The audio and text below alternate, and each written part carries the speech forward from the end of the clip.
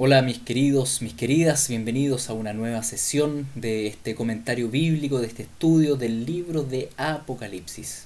Oremos. Padre Santo, te damos gracias porque semana a semana podemos profundizar y escudriñar tu preciosa palabra que nos guía, que nos da luz. En este día, Señor, te rogamos que prepares nuestros corazones, que nos hables, que nos confrontes, que nos amonestes, que nos animes, para que cada día podamos perseverar, Señor, en santidad, en buscarte, en seguir corriendo la carrera como tú quieres que la corramos. En el nombre de Jesús, guíanos. Amén. Bien, amigos, estamos en el capítulo 6 y estamos viendo los sellos. Hemos ya tenido varias sesiones hablando de estos sellos que el Cordero desata. Recuerden que estamos hablando de un rollo que está con 7 sellos y el Cordero empieza a desatarlos, y cada vez que los desata en el cielo, algo acontece en la tierra. Dice, vuelvo a repasar un poco lo que hemos leído acá, dice: y cuando el Cordero abrió uno de los 7 sellos, oí a uno de los 4 seres vivientes que decía con trueno, con voz de trueno: sal. Estoy leyendo acá la versión, la Biblia textual, ¿ya? Y miré, y aquí un caballo blanco, y el que lo montaba tenía un arco, y le fue dada una corona, y salió venciendo y para vencer. Y cuando abrió el segundo sello, y al segundo ser viviente que decía: sal, y salió otro caballo rojo encendido, el que lo montaba fue dado quitar la paz de la tierra, que se mataran unos a otros, y le fue dada una gran espada. Cuando abrió el tercer sello, oí al tercer ser viviente que decía: sal, y miré, y aquí un caballo negro, y el que lo montaba tenía una balanza en su mano. Y oí como una voz en medio de los 4 seres vivientes que decía: un cuartillo de trigo por un denario, 3 cuartillos de cebada por un denario, pero no dañes el aceite ni el vino. Cuando abrió el cuarto sello, oí la voz del cuarto ser viviente que decía: sal, y miré, y aquí un caballo pálido, el que lo montaba tenía por nombre Muerte, y Hades seguía tras él, y le fue dada autoridad sobre la cuarta parte de la tierra para matar con espada, con hambre, con pestilencia, con fieras de la tierra. Y probablemente a esta altura del pasaje, cuando ya llevamos los 4 sellos abiertos, ustedes dicen: bueno, ¿nos tocará vivir esto o no? ¿Estaremos aquí o no? En este tiempo donde el Señor envía sus vientos para aventar la era, como hemos hablado, ¿no es cierto? Estos juicios que por un lado eliminan al impío, por otro lado llaman al arrepentimiento. Estaremos presentes en ese tiempo donde han sido soltados, ¿no es cierto?, estos 4 caballos. La verdad es que, como hemos hablado en sesiones anteriores, esto ha ocurrido de manera cíclica varias veces en la historia, donde el Señor muchas veces ha llevado a cabo, ¿no es cierto?, esos tiempos de aventar la era, como, como dice por ejemplo Ezequiel 14, que lo explica también tan claro. Ezequiel 14:21 dice, dice: por lo cual así dice Adonai Yahvé, cuánto más cuando yo envíe contra Jerusalén mis 4 juicios terribles, la espada, el hambre, las bestias feroces y la peste, para cortar de ella a los hombres y las bestias. Y nos damos cuenta que Ezequiel ya menciona que en la época de la destrucción de Jerusalén el Señor envió estos 4 vientos, con espada, con hambre, con bestias, con peste. Vemos que el Señor reiteradamente ha enviado esto a la tierra. El tema es que cuando ya vemos en el capítulo 6 los sellos, es que esto ya no ocurre solo en un país, en una sección específica, sino que incluso ocurre en un cuarto del planeta, que es lo que veíamos ahí en el cuarto sello, que se le da permiso de matar un cuarto de las personas. Por tanto, es algo que es bien amplio, es bien grande, y uno dice: pero Señor, ¿por qué tanta destrucción? El profeta Miqueas nos responde en el capítulo 7 diciendo así en el versículo 13. Dice: porque la tierra estará desolada para los que vivan en ella, por el fruto de sus obras. ¿Por qué estará desolada la tierra? Por el fruto de las obras del ser humano. Mis queridos, nunca olvidemos que si bien Dios lleva a cabo esos juicios terribles, el ser humano se lo merece. Y Dios no puede ser burlado. Lo que uno siembra, cosecha. El ser humano ha sembrado desolación, por tanto, ¿qué va a cosechar? Desolación. Ha sembrado destrucción, por tanto va a cosechar destrucción. Si el Señor lleva a cabo juicios, no es injusticia, al revés, es justicia. Y eso tengámoslo presente si nos toca vivir tiempos así complejos, de mucha mortandad, ¿no es cierto? Y de mucha destrucción. Tengamos presente que Dios lo permite y Dios lo envía por justicia. Porque muchas veces uno levanta puño al cielo y dice, Señor, ¿por qué permites esto? Es porque Él es bueno, es porque Él es justo, es porque Él es santo, por eso. Entonces la pregunta sigue en pie, ¿no es cierto? La pregunta sigue en pie, ¿estaremos aquí o no estaremos aquí? Y el texto continúa así, dice, y miré, y aquí un caballo pálido, y el que lo montaba tenía por nombre Muerte, y Hades seguía tras él, y le fue dada autoridad sobre la cuarta parte de la tierra para matar con espada, con hambre, con pestilencia, y por las fieras de la tierra. Y cuando abrió el quinto sello, vi debajo del altar las almas de los que habían sido asesinados por causa de la palabra de Dios y por causa del testimonio que tenían. Y clamaban a gran voz diciendo, ¿hasta cuándo, soberano Señor, santo y verdadero, no juzgas y vengas nuestra sangre de los que moran en la tierra? Y a cada uno le fue dada una túnica blanca y le fue dicho que descansaran aún un poco de tiempo hasta que se completara el número de sus consiervos, el de sus hermanos que debían ser asesinados también como ellos. Estos 3 versículos tienen mucha riqueza y hay mucho que extraer de aquí, pero primero quiero que nos detengamos en la pregunta que probablemente tiene más presente ahí en su mente, ¿no es cierto? Bueno, ¿esto estaremos o no estaremos? Porque tal vez ha sido enseñado de que sí vamos a estar durante los sellos, otra vez no vamos a estar durante los sellos. Y en ese sentido es ineludible, ¿no es cierto?, que hablemos de las posturas que hay respecto al arrebatamiento de la iglesia. El arrebatamiento de la iglesia tiene que ver con ese evento donde la iglesia en un abrir y cerrar de ojos será elevada, ¿no es cierto?, y recibirá cuerpos nuevos glorificados. Ahora, ¿cuándo ocurre ese evento?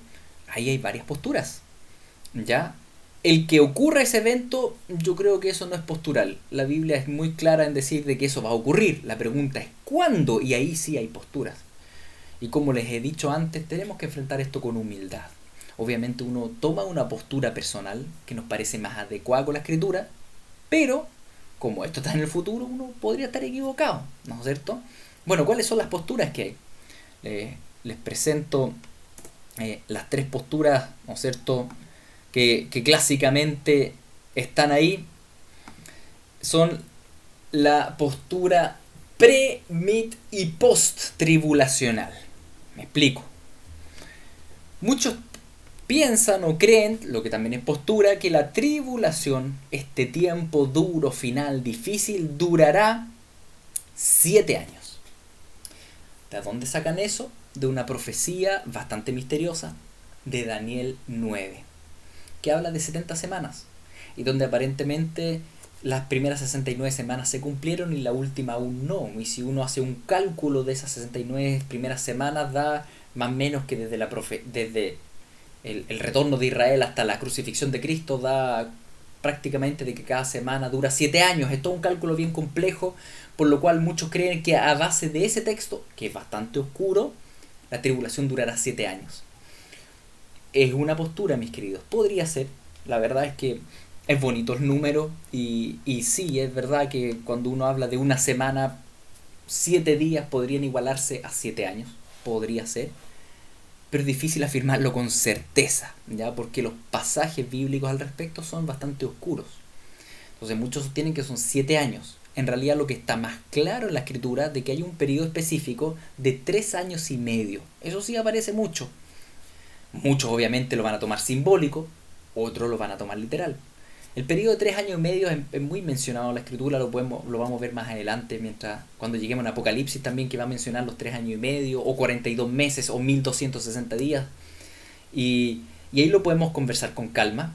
Por hoy día, simplemente lo coloco ahí para que entendamos las 3 posturas que hay respecto al arrebatamiento de la iglesia.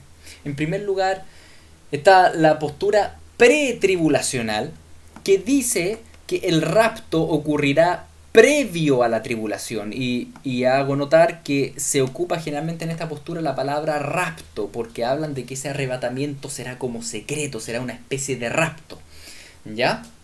Entonces, si bien no es una palabra que está en la escritura, es el que más se ocupa en esta postura y también en la MIT.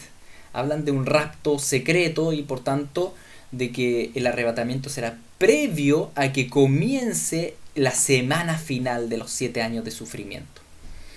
Después hay otra postura que dice, no, este arrebatamiento será en la mitad, por eso se llama mid-tribulacional.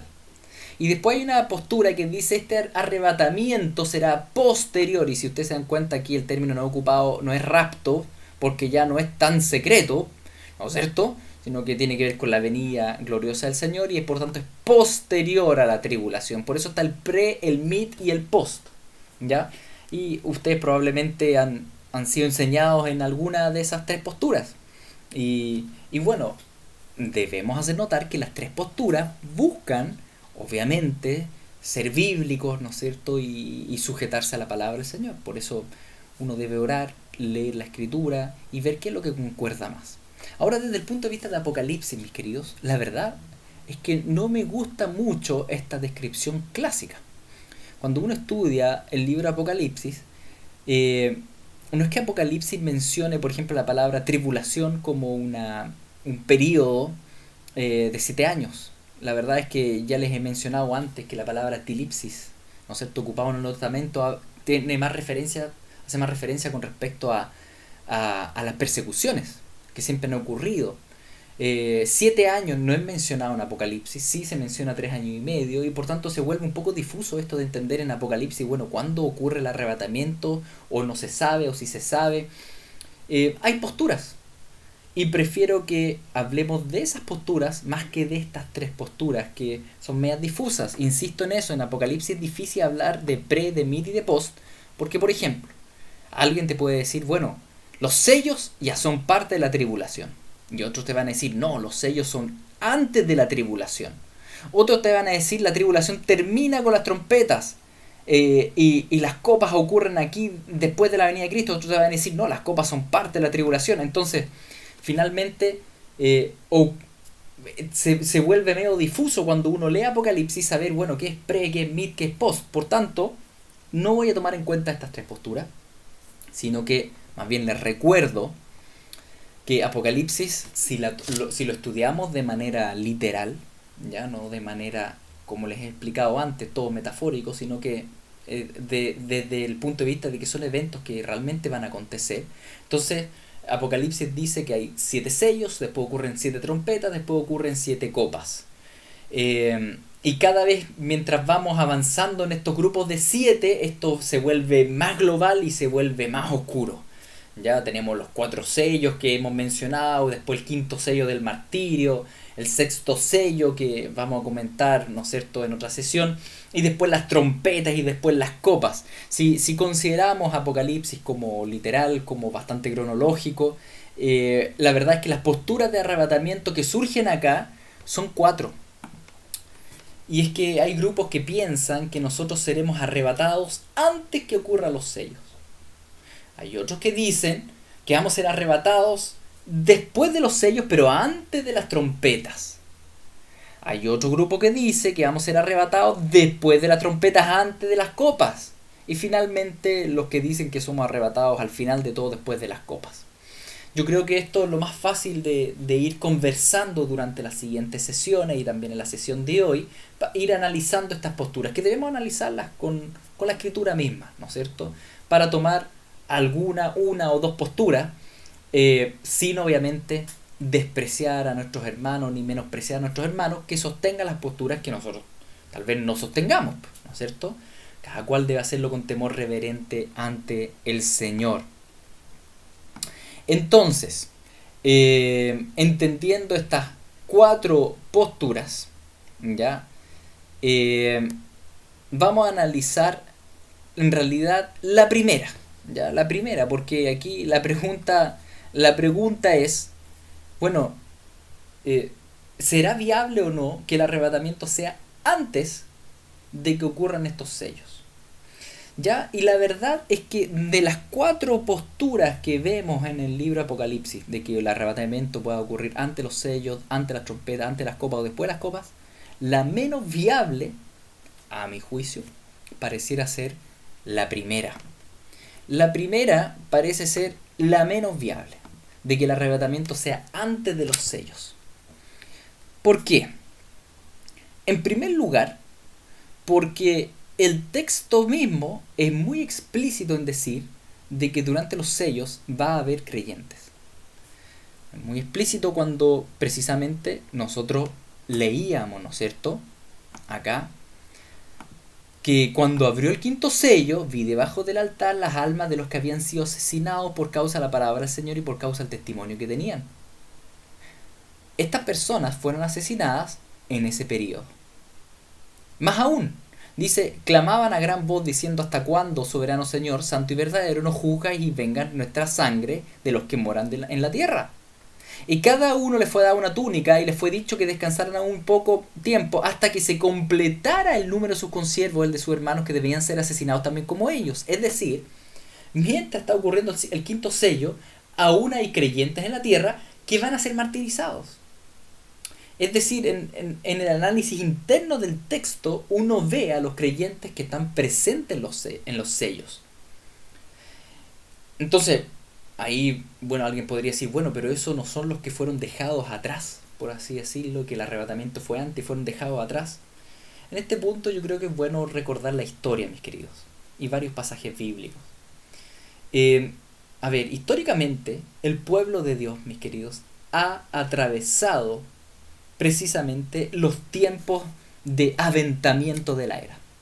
Históricamente, el pueblo de Dios ha atravesado los tiempos donde 4 caballos del Apocalipsis han estado ahí circulando, donde estos ángeles, estos jinetes han estado ocasionando. Miren, es cosa de recordar la Segunda Guerra Mundial. La Segunda Guerra Mundial, que donde hubo hambrunas, pestes, destrucción, muerte, y la iglesia, ¿dónde estaba? Ahí estaba. Es cosa de recordar la Edad Media con la peste negra. Es cosa de recordar, mis queridos, la época romana, donde la iglesia fue duramente perseguida. La verdad es que históricamente vemos que el pueblo de Dios ha estado presente en las visitaciones de los azotes de Dios. Ahora ustedes me dirán, pero ¿por qué el Señor ha permitido eso? ¿Acaso esas cosas no son juicio al mundo? Recuerden, mis queridos. Recuerden que el Señor permite esto para juicio de algunos, sí, eliminación de impíos, pero también para llamar al arrepentimiento. ¿Y quién llama al arrepentimiento? La iglesia. El Señor ha permitido esos tiempos duros de sufrimiento también para mucho evangelismo y mucha salvación de almas. Para muchísima salvación. La cuestión del sufrimiento pasa por tanto a ser algo interesante a entender cuando uno lee estos pasajes. ¿Por qué el Señor nos dejaría vivir cosas como esta? Bueno, en primer lugar, la respuesta bíblica es porque el Señor nos poda, es para santificación, es un privilegio. En segundo lugar, para salvar a otros, predicando el Evangelio. ¿Quién más estaría predicando el Evangelio si no fuera la iglesia? Es la iglesia misma. El Señor nos sacará antes. Hay gente que dice, bueno, el Señor nos saca antes de los sellos, y eso se ve cuando Juan en el capítulo 4 sube al cielo, y eso es como una representación del arrebatamiento. Difícil sostener eso, difícil sostenerlo, porque, como les decía, históricamente la iglesia ha vivido los primeros 4 sellos reiteradamente, ha vivido épocas así, y ha vivido martirio, ha vivido persecución, y el Señor lo ha permitido. Uno mira para atrás en la historia y uno dice, bueno, la iglesia ha estado, ¿por qué no volvería a estar? Lo distintivo aquí es que después de que acontezca esto, que varias veces ha acontecido, resulta que va a acontecer de manera más global y va a terminar en el 6º sello. Y ahí está lo distintivo de los sellos con respecto a las épocas anteriores donde han circulado 4 caballos de azotes de Dios, ¿ya? Lo distintivo es que repentinamente ocurre el 6º sello que cambia todo el panorama y nos hace entrar a la última semana. Pero eso lo veremos entonces en otra sesión. Por ahora, analizando el mismo texto, nos damos cuenta que en los sellos hay gente cristiana. Entonces sí, algunos dicen, bueno, pero esos son los que no fueron arrebatados y quedaron atrás. Bueno, pero es bien raro que un evento tan importante como el arrebatamiento, ¿no es cierto?, no aparezca nada en los capítulos anteriores, y que el capítulo 4, cuando Juan sube al cielo, que sea representación de eso, puede ser, pero es rebuscado. Yo al menos pienso que es rebuscado, y viendo la historia veo que, de hecho, lo que Jesucristo nos dice es que nos prepara para vivir esos tiempos de persecución. Nunca dijo, búsquenme a mí para que yo los salve de la persecución. Más bien lo que nosotros leemos en Mateo es otra cosa, ¿no es cierto, mis queridos? Y sé que lo he hablado antes con ustedes, pero vuelvo a insistir en esto porque muchas veces nos cuesta asumirlo, nos cuesta creerlo. Jesucristo dijo, el hermano entregará muerte al hermano y el padre al hijo y los hijos se rebelarán contra los padres y los matarán y seréis aborrecidos por causa de mi nombre, pero el que haya perseverado hasta el fin, este será salvo. Y cuando os persigan en esta ciudad, huid a otra, porque de cierto os digo, no terminaréis de recorrer la ciudad de Israel hasta que venga el Hijo del Hombre. Es decir, ustedes van a seguir predicando, seguir evangelizando y ustedes van a seguir siendo perseguidos. Y en el versículo 28 dice, no temáis a los que matan el cuerpo, pero al alma no pueden matar. Temed más bien al que puede destruir el alma y el cuerpo en el infierno. Por tanto, Jesús prepara a sus discípulos para vivir la persecución. Porque iríamos a pensar que no vamos a estar en el quinto sello. En realidad, históricamente la iglesia sí ha atravesado por épocas de martirio, de persecución. Recuerden las 10 persecuciones romanas, de las cuales también hemos hablado antes. Entonces, les repito las palabras de Pedro en realidad. Que si nos llega a tocar, mis queridos, esto, ¿no es cierto? Si nos llega a tocar esto y de repente, repentinamente somos perseguidos y somos asesinados en las calles por nuestra fe, Primera de Pedro 4 dice esto: amados, no os sorprendáis por el fuego que os ha sobrevenido, que os sucede para prueba como si algo extraño os aconteciera. Más bien regocijaos por cuanto sois participantes de los padecimientos del Mesías de Cristo, para que también en la revelación de su gloria os regocijéis con gozo inefable. Si sois insultados por el nombre de Cristo, del Mesías, sois bienaventurados, porque el Espíritu de gloria y de Dios reposa sobre ustedes. Resulta que en la época de Pedro también a muchos creyentes pareciera ser que los sorprendió la persecución y dijeron, pero ¿cómo? Si el Señor me ama, si soy su hijo, ¿por qué resulta que ahora a mi esposo, a mi esposa, lo agarraron y lo quemaron? Lo mataron. Señor, ¿por qué permitiste algo así? Hoy en día, imagínense en Irán, en Corea del Norte, lo duro que es en China. Que de repente toman a tu hijo, a tu hija, o te toman a ti y te martirizan y te golpean y te encarcelan y los matan. Y claro, si viene algo así acá a Chile y nosotros lo vamos a vivir, nos vamos a sorprender. Y Pedro nos dice, no se sorprendan. No se sorprendan por el fuego que os ha sobrevenido. Yo creo que muchos se van a sorprender porque van a decir, oye, yo pensaba que iba a ser arrebatado antes. Y la verdad es que históricamente la iglesia no ha sido arrebatada antes, mis queridos. Históricamente la iglesia ha vivido esto del quinto sello, ha vivido esto de las persecuciones. Pedro nos dice, no se sorprendan de eso, no se sorprendan como si fuera algo extraño, como algo que nada que ver. Más bien dice, gócense. O como dice aquí la NBI, al contrario, alégrense de tener parte en los sufrimientos de Cristo, para que también sea inmensa su alegría cuando se revele la gloria de Cristo. Dichosos ustedes si los insultan por causa del nombre de Cristo, porque el glorioso Espíritu de Dios reposa sobre ustedes.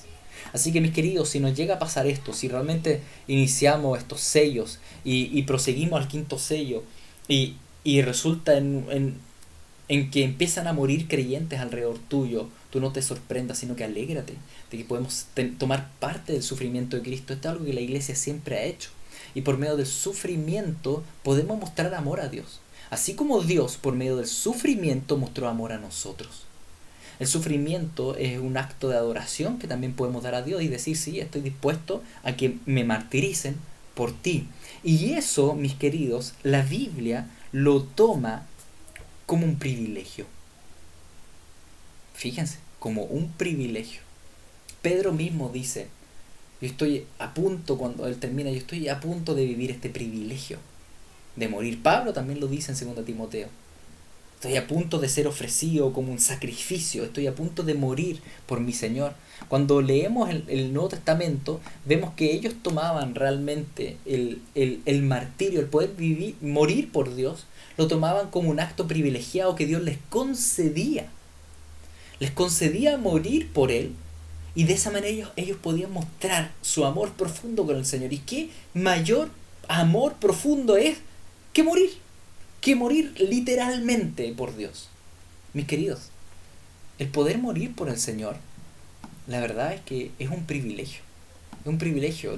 Obviamente uno teme al sufrimiento y uno dice, Señor, ¿Y qué debemos hacer frente al temor? Orar. Debemos decirle, Señor, cuando ocurra eso, te pido, Espíritu Santo, si me llega a ocurrir a mí, te pido que me capacites para en ese momento poder glorificarte, para en ese momento poder cantar hasta morir, para en ese momento no negarte. El que pide tiene, mis queridos. Y es bueno que cada uno de nosotros pida, que si nos toca una persecución y nos toca ser martirizados, que el Señor nos conceda, el Espíritu Santo nos dé el poder de poder testificar hasta la muerte. Por tanto, si no lo has orado, te invito a que lo ores, ¿ya? En vez de simplemente quedarse en la negación de que no, el Señor me va a llevar antes. Puede ser, mis queridos. La verdad es que si les soy bien sincero, de estas 4 posturas, ¿no es cierto? De las 4 posturas de arrebatamiento, la que más me gusta es la primera. Es que el Señor nos lleve ante los sellos. Buena esa, buena. Pero parece ser la menos probable. ¿Sí? Incluso desde la misma argumentación interna del texto de Apocalipsis, parece ser la menos probable, lamentablemente. Y en realidad no quiero decir lamentablemente, porque como les decía, es un privilegio poder morir por el Señor. Es un privilegio tan grande que el Señor tiene determinado las personas que Él les va a conceder morir por Él. Es un número que Él tiene determinado. ¿Cómo lo sabemos? Precisamente por este texto. Analicemos un poco más profundamente este texto. Dice así: cuando el Cordero rompió el 5.º sello, vi debajo del altar las almas de los que habían sufrido el martirio por causa de la palabra de Dios. A ver, debajo del altar. Cuando habla del altar, este altar es mencionado en el capítulo 8:3. Y en el capítulo 8 es mencionado que ese altar está ¿dónde? Delante del trono de Dios. ¿Ok? O sea, estamos hablando acá de que hay almas que están delante del trono de Dios. Y recuerden que venimos todo el rato hablando de que Juan está ahí delante del trono de Dios, está el Cordero ahí, está abriendo los sellos, y el Cordero, ¿de quién sacó el rollo? Del Padre. Es decir, estamos en un contexto del salón del trono de Dios. Y ahí hay un altar, y ahí están las almas de los que habían sufrido el martirio. ¿Por qué ellos habían muerto? Recuerden que la palabra martu significa ser testigos hasta la muerte, por causa de la palabra de Dios y por mantenerse fieles a su testimonio. Testimonio y martirio van unidos. Fidelidad, testimonio y martirio van unidos. ¿Y cuál es la causa? La palabra de Dios, por la Biblia.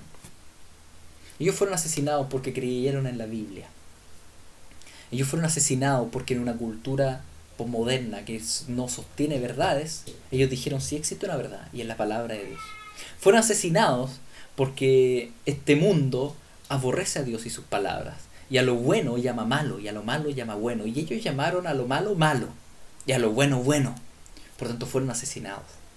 Mis queridos, no te avergüences del Evangelio, no te avergüences de la palabra del Señor. Y esto tiene que ver con acontecimientos grandes pero también pequeños. Si tú vas a un restaurante, no dejes de orar y pedir y darle gracias al Señor por la comida. No te avergüences del Señor. Si alguien te pregunta, da cuenta de tu fe. Dile, sí, no, yo creo en el Señor Jesús, lo amo, Él es lo mejor para mí. No te avergüences. No te avergüences del Evangelio, no te avergüences de la palabra. No te avergüences de decir a las personas, sí, lo que está en la Biblia yo lo creo, tal cual.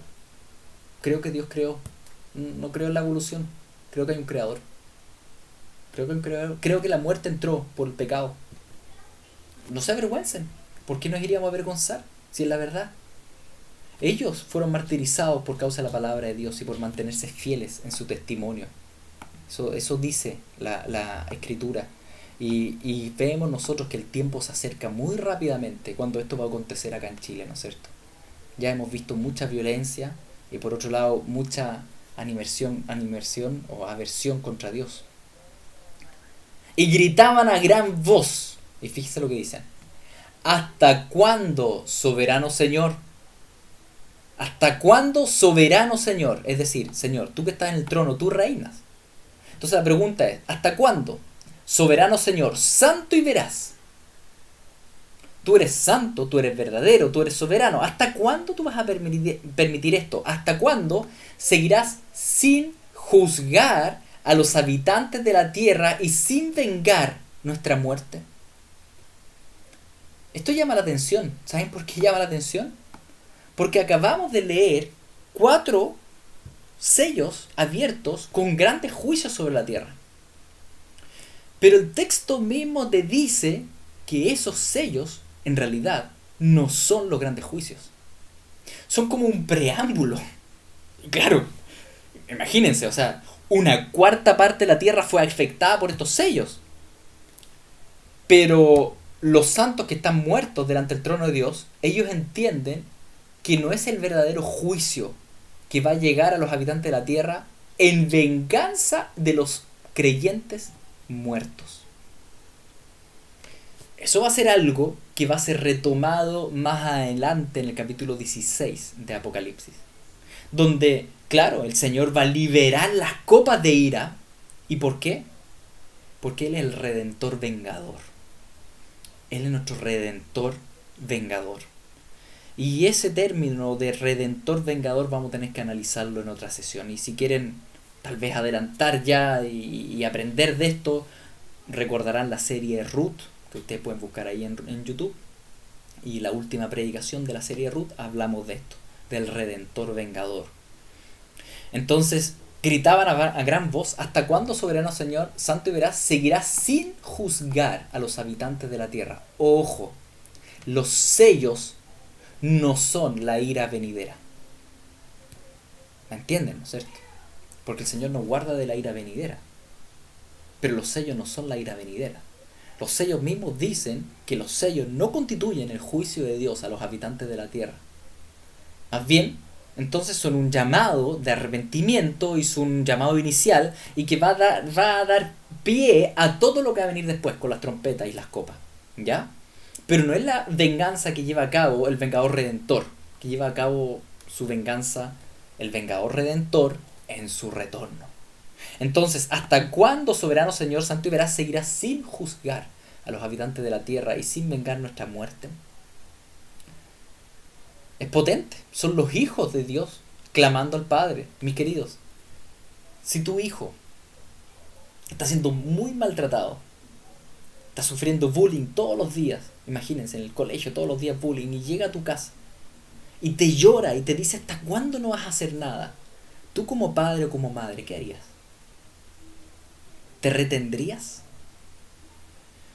Yo creo que no, ¿no es cierto? Yo creo que uno no se retiene. Yo creo que uno iría al colegio, uno haría todo lo posible, Si me llora mi hijo, porque ¿hasta cuándo vas a hacer algo? Entonces, la ira de Dios está siendo contenida. ¿Y por qué está siendo contenida? Por su misericordia. No es tardanza, dice Pedro. Es porque Él está esperando que procedan a arrepentimiento. Es por misericordia, mis queridos. Qué bueno es el Señor. Y no solo eso. Ahora el versículo 11 también dice un segundo punto. Dice: entonces cada uno de ellos recibió ropas blancas. Ropas blancas. ¿Se acuerdan que esto era una promesa que leímos en el capítulo 2 y 3? Recibir ropas blancas para aquel que era fiel hasta la muerte. Para aquel que perseveraba. Y fíjense, estos mártires han perseverado hasta el fin, han recibido ropas blancas. Y se les dijo que esperaran un poco más, hasta que se completara el número de sus consiervos y hermanos que iban a sufrir el martirio como ellos. ¿Hasta cuándo debían esperar? ¿Cuándo va a ser derramado el juicio, las copas a los habitantes de la tierra? Cuando se complete el número de los consiervos que van a ser martirizados como ellos. A ver, esto nos dice varias cosas. Que el derramamiento del juicio no son los sellos. Que va a acontecer cuando muera el último mártir. ¿El último mártir en qué sentido? En el número de mártires que Dios tiene determinado. Dios tiene determinado una cantidad de mártires que van a morir por su nombre. Y tú dirás: pero ¿cómo? Eso es terrible. No, no lo es. Es porque es un privilegio. Ustedes no se imaginan la cantidad de promesas, de recompensa y de gloria que hay en la Escritura para alguien que muere por Cristo. La verdad es que es un privilegio morir por Cristo. La verdad es que trae gozo eterno. La verdad es que trae gloria eterna. Hay un privilegio especial delante del Señor. Es tan especial este hecho de que los mártires, del privilegio de poder morir y mostrar el amor a Cristo literalmente siendo asesinado, es tan grande el privilegio que Dios ese privilegio lo ha resguardado para un número específico de personas. Amigos y amigas, yo no sé cuándo estás viendo este video. Puede ser que estás viendo este video ahora mismo, en este mes de diciembre del 2020. Estás viéndolo y está todo tranquilo. O puede ser que estás viendo tal vez este video años más tarde o meses más tarde y ya hay una persecución desencadenada. No lo sé, no lo sabemos. Puede ser que estás incluso viendo este video y la persecución está desencadenada y un familiar tuyo murió. Tal vez tu esposo, tal vez tu esposa, tal vez tus hijos. Y tal vez te preguntas, Señor, ¿por qué? ¿Por qué permitiste que asesinaran, que maltrataran, que martirizaran a mi cónyuge? ¿Cómo permitiste esto? O a tal conocido o a tal líder de la iglesia. Recuerda estas palabras. El Señor te dice, es porque yo se lo concedí como un privilegio. Es porque es un privilegio. Yo tengo anotado el número de personas que les voy a permitir morir por mí. Eso dice el Señor. Es un privilegio, mis queridos. No cuestiones a Dios, sino que dale gracias. Y dile, bueno, Señor, gracias por eso. Gracias por eso. El Señor sabe. El Señor es bueno, mis queridos. Él es bueno. Él es bueno. Así que hasta que se completara el número de sus consiervos y hermanos que iban a sufrir el martirio como ellos. Ahora bien, recuerden esto. Son hijos que están clamando ante el Padre. Y el Padre dice, espérense. Yo sé que esto hay que vengarlo sí o sí, porque soy justo, dice el Señor. Yo sé que hay que vengarlo, pero estoy esperando a concederle este privilegio a un número determinado de personas. Y cuando esto se cumpla, sí o sí voy a derramar mi ira con todo mi ser. Incluso, dice la Escritura, va a gritar como parturienta. Imagínense a Dios gritando. O otros pasajes dicen que el Señor, la verdad es que va a vengar esto a los impíos con 7 veces más de lo que ellos hicieron por sus hijos. Me muestro los pasajes. Y yo sé que es fuerte, pero miren, si ustedes tienen un ser querido que, por ejemplo, lo torturan, le cortan un brazo, ¿no es cierto?, lo desmembran por creer en Cristo, les aseguro que esto sí es como decirlo, es un consuelo escuchar de lo que es la venganza de Dios. Porque ¿qué van a decir las naciones? ¿Dónde está su Dios? Permítenos ver y muéstrales a los pueblos paganos cómo tomas venganza de la sangre de tus siervos. Dice aquí Salmo 79, 10. La venganza de la sangre de tus siervos que fue derramada. Llegue delante de ti el gemido de los presos. Conforme a la grandeza de tu brazo, preserva a los sentenciados a muerte y devuelve a nuestros vecinos en su seno 7 tantos de su infamia con que te han deshonrado, oh Jehová. Estos salmos, cuando uno los lee, uno dice, oye, pero el salmista que es duro. Bueno, pero piensa en un familiar tuyo descuartizado por el Evangelio. Claramente hay un dolor terrible ahí en tu ser, donde tú dices, Señor, ¿cuándo vas a hacer justicia? Y el salmista dice eso, el Señor va a vengar la sangre de los suyos, incluso 7 veces. 7 veces, o la Biblia textual pone aquí, tal vez un poco más claro, dice, y devuelve a nuestros vecinos en su mismo seno 7 veces la afrenta con que te han afrentado, oh Señor. Apocalipsis 16, cuando ya habla de esto, en Apocalipsis 16, el Señor responde a la oración que se lleva a cabo en Apocalipsis 6.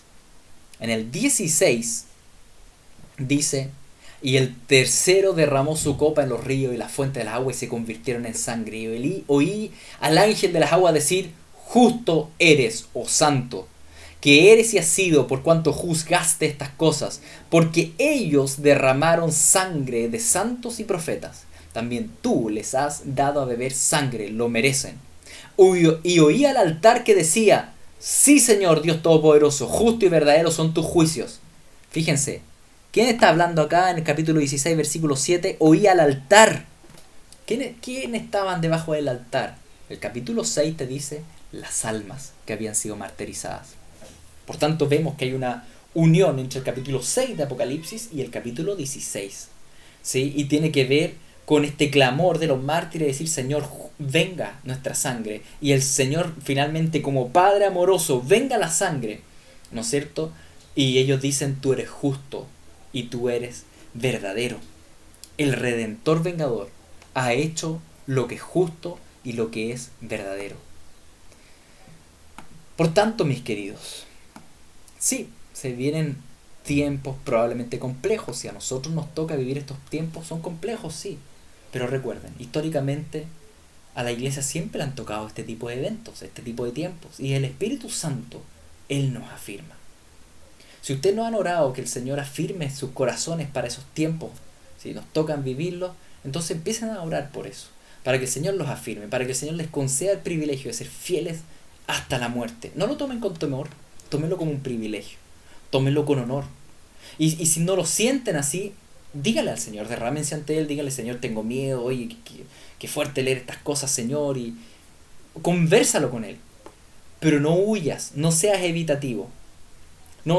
Y si tú eres de la postura de que el Señor nos va a llevar ante los sellos, qué bueno, pero por si acaso estás equivocado, es mejor que igual lo ores.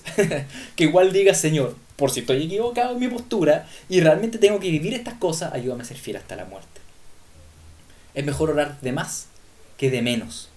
Podemos tomar una postura, pero seamos humildes en esto. Y en ese sentido, el sentido común nos dice que si bien podemos tomar la postura de que seremos arrebatados ante los sellos, es siempre bueno prepararse a vivir los sellos. ¿Sí? Nunca está de más. Porque si no, el Señor nos lleva antes, qué bueno, po. Pero si lo vivimos, estamos preparados. Por tanto, que el Señor nos conceda, ¿no es cierto?, en todo tiempo, vivir perseverando, vivir preparados, vivir realmente alimentándonos de la palabra. Mis queridos, no siempre vamos a tener a disposición de nosotros predicaciones, audios, otros hermanos. Es importante que tú mismo busques del Señor, que tú mismo leas la Biblia, que tú mismo caves hondo, que tú mismo ores, que tú mismo estudies, tú persevera. Estate preparado en todo tiempo, como las 5 vírgenes sensatas, que siempre tenían la vasija reserva llena de aceite. Oremos. Padre Santo, gracias por tu palabra, que es lumbrera nuestro caminar, que nos indica el camino que sigue, cosas que no vemos, que están por delante, pero que tu palabra nos habla de eso. Señor, gracias por eso, porque podemos tomar precauciones y entendemos que la principal precaución es en primer lugar ir a tus pies y rogarte por tu previsión y tu provisión para esos tiempos, Señor. Si nos toca vivirlo, nosotros te rogamos, Señor, que tú nos proveas santidad, que tú nos proveas, Señor, santidad, que tú nos proveas fidelidad, que tú nos proveas el poder ser fieles hasta la muerte, dando testimonio de ti, sin temor, Señor. Llena a tu iglesia con tu Espíritu Santo. Llena a todos los oyentes con tu Espíritu Santo, que no haya temor, que haya gozo, como dice tu palabra, que no sea algo como extraño, como algo como que nos sorprenda, sino que al revés, como decía Pedro, que nos gocemos, porque es un privilegio poder mostrarte todo nuestro amor, por medio incluso de la muerte física. Amén.